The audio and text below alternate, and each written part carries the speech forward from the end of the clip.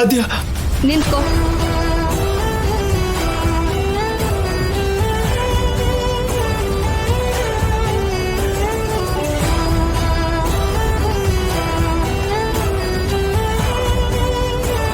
ಎಲ್ಲಿಗೆ ಹೋಗ್ತಿದ್ಯಾ? ಅಮೆರಿಕಾಗೆ. ಯಾಕೆ? ನನ್ನ ಕೇಳೋ ಹಕ್ಕು ನಿನಗಿಲ್ಲ, ನಿನಗೆ ಹೇಳೋ ಅವಶ್ಯಕತೆನೂ ನನಗಿಲ್ಲ.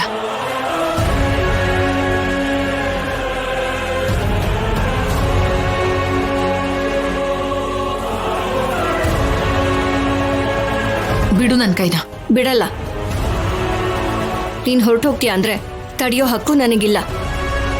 ಆದ್ರೆ ನಮ್ಮಮ್ಮ ವಾಪಸ್ ಬರೋಷ್ಟೊತ್ತಿಗೆ ಇಲ್ಲೇ ಇರೋ ಜವಾಬ್ದಾರಿ ನಿನಗಿದೆ.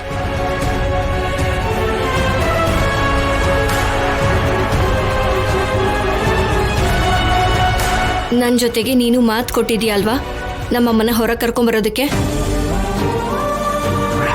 ದೊಡ್ಡಮ್ಮ, ನಿನ್ನ ನಿರ್ದೋಷಿಯಾಗಿ ಹೊರಗೆ ಕರ್ಕೊಂಡು ಬಂದು ದೊಡ್ಡಪ್ಪನ್ನು ನಿನ್ನೂ ಒಂದು ಮಾಡ್ತೀನಿ ಅಂತ ನಾನು ಮಾತು ಕೊಡ್ತಾ ಇದ್ದೀನಿ.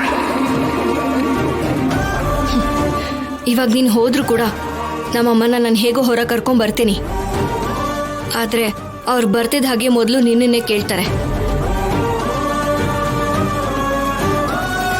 ನೀನು ಅಮೆರಿಕಾಗೆ ಹೊರಟೋಗಿದ್ಯಾ ಅಂತ ಅವ್ರಿಗೆ ಗೊತ್ತಾಗುತ್ತೆ.